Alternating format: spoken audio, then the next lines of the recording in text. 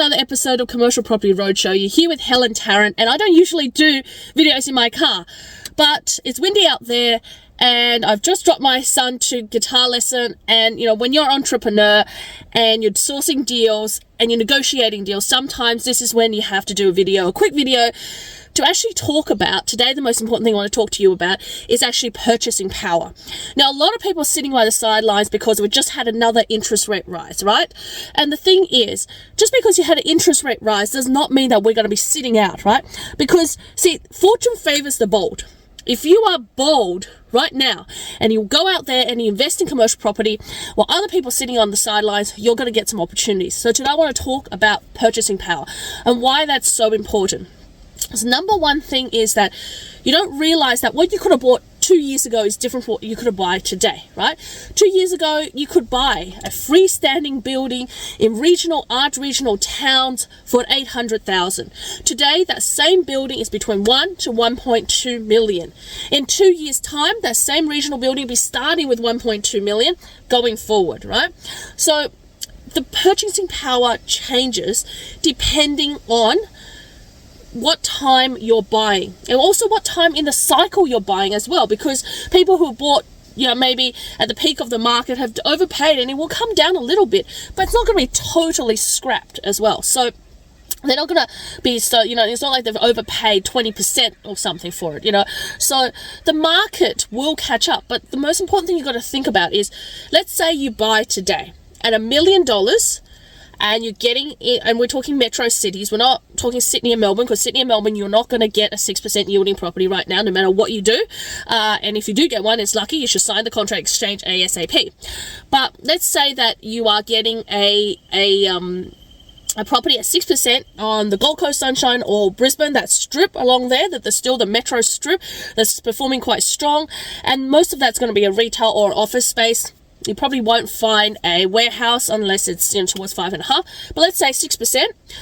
It's $1 million. $60,000 is the net rent. Let's say you're borrowing the 100%. You're borrowing 100%, and the 100% makes it $55,000 in interest alone on the $1 million, because your deposit came from a redraw against your equity, and the rest of the loan is from the bank, right? So it's 100% borrowing on it, and at the moment the interest rate sits at 5.5%, right?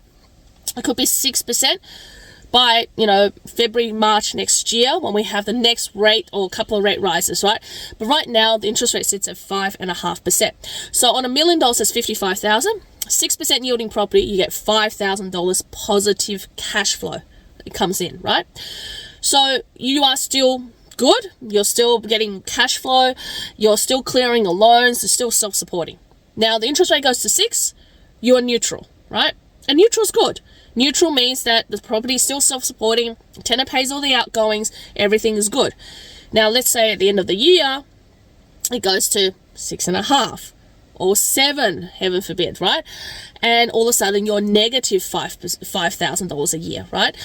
What should you do, right? Should you have bought now, or should you have waited the whole 18 months or 2 years? Because maybe at the end of next year we would see a 7%, and that may or may not happen, and I can't tell you right now until maybe beginning of next year, but may or may not happen. But maybe in 2024 interest rate will come back down, and we might see that it's come back down, and it's going to be somewhere around, it might drop itself slowly over, and you might find that it drops to about a 4 or 5%, which means that your interest rate will probably sit somewhere around that 4 to 5%, right? But anyway, that means all of a sudden your $60,000 net rent property has had 2 interest rate rises, not interest rate, but 2 rental rises over that 2-year period you've held it. And now the interest rate has dropped, you're actually clearing a higher margin. So let's work it out this way.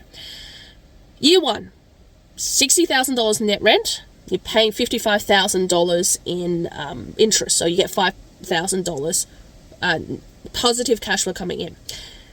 The second year, you've had a rental increase. Let's say it's not CPI. Let's say it's just 3%. That's $1,800 on your $60,000. So now your $61,800 is your new net rent in year 2. Now your new net rent in year 2, after you've held it for 1 year, let's say the interest rate has now sitting at 6 or 6.5%. You're getting $61,800. You might be negative $3,200, right? Let's say that then you have another, you've held it for 2 years, the second year, you had another rental increase of 3% on top of your 61,800. Now it's 63,600 and something, right? Let's say 63,600 for round numbers. It's going to be a little bit more than that because it's compounded, but 63,000 and 63,600, and now you say your interest rate might be at 7%, coming down because over that time, remember the second year I'm talking about 2024, interest rates comes down. Let's say interest rates come down to 5%, right? Coming down because tradition has always gone up, come down, and maybe a little bit lower than what it previous is. So 5%. Now you're clearing $13,000 in positive cash flow, right? You started off at 5,000 positive, you went to negative, and then as the interest rate dropped again, you've now got more cash flow. You've got $13,000 of cash flow, right? So that's really, really good. And some people think that's worth buying, and some of you say it's not. But what's also happened in the value of the property is that that's also changed during that time. Well, you used to be able to buy $1 million.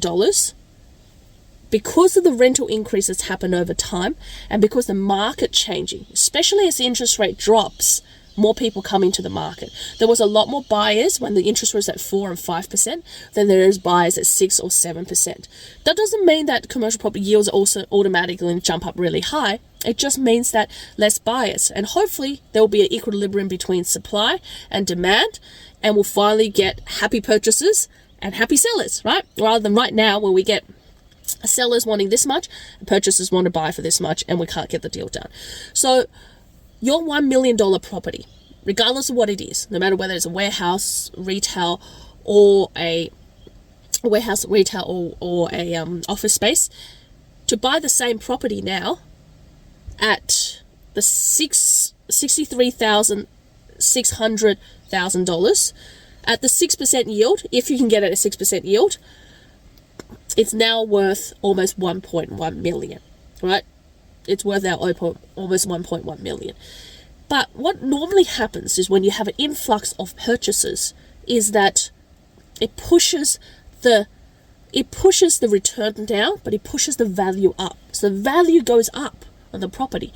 As the value goes up, the return goes down. So this is what we saw in COVID, right? The value went up, the returns came down, right? You used to be able to get 7% in Gold Coast. Now it's 5.25, right? That's what's happened. Same thing's going to happen. That 6% property is going to drop because now the margin between the interest rate and the rent is going to have to be relative to before. Remember when you came in, you got a 5, there's a 0.5% difference. And so on the other side, on the other end, people are going to accept, because they're going to get used to it, a 0.5% difference. So at 55% interest rate, they're going to be happy with a 5.5% return. So your property now that's got the new rent of $63,600 because you have had 2 rental increases, is all of a sudden worth more because the demand in the market has surged back and they've pushed the prices up. The returns are down, they push the prices up. It's no longer worth 1.1, it's worth close to 1.2. So my question to you is, who do you want to make that 150 grand in the next 2 years? Do you want to make that 150 grand? Or do you want the vendor to make that 150 grand? The reason I ask you that is, if you buy now, for you to get that 150 grand in capital growth over that time, you are sacrificing potentially over average of those 2 years, including interest rate rises and interest rate drops. Maybe at most you might be negative 5 grand, but the most likely scenario is that you're going to be up front. You're going to be up front. You're going to be $10,000 positive as an average between the losses and the cash flows that you make on average over those 2 years. But because you chose to buy now instead of sit on the fence, you're actually going to make an extra $150,000 in capital growth. That's going directly into your pocket, help you to build for the next property, help you to buy the next property, help to really set you up to really leverage your portfolio and create that nice foundation, right? Everyone wished they bought property earlier. Everyone wished that they did an extra deal. I wish they did some more tweaks. You can never get into commercial property early. You can never, there's never a wrong time. You can only do the wrong deal, right? So, got to make sure you do the right deal for this current market.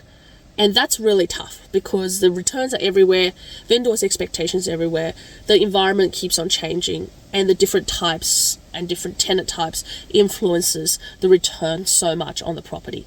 So how do you do that? How do you combat that? If you want to be the person who is making the right decisions, who is buying the property and making that 150 grand rather than the vendor, then check us out, Helen Tarrant, Unicorn Commercial Property. Information down below. Buy my book, Cashed Up with Commercial Property. Loads of information on strategies around commercial property. Get on a strategy call. Join one of my live events. If you're in Sydney, I've got an event coming up on the 17th of November. Join me at that event, and it's a face-to-face personal event. And you know what? Let us show you how to build commercial property portfolio properly. All right? Education, foundation, education plus implementation is wealth creation. And that's a really important thing to know, because you're listening to this video because you want to learn how to invest in commercial property. The next step for you is to implement that. How do you implement that? Join us. Let us mentor you. Let us guide you. Let us help you implement those strategies through our buyer's agency service, or simply let us teach you the techniques that you can use in this current market. So again, if this is exactly what you're thinking you need in this current market, comment below. Want something else, want a different topic, email me. My email's below as well. And also, in the meantime, any questions, do reach out to us. I look forward to helping you build a cash flow rich portfolio through commercial property. Until next time, keep hunting, keep those questions coming. See you in the next video. Bye for now.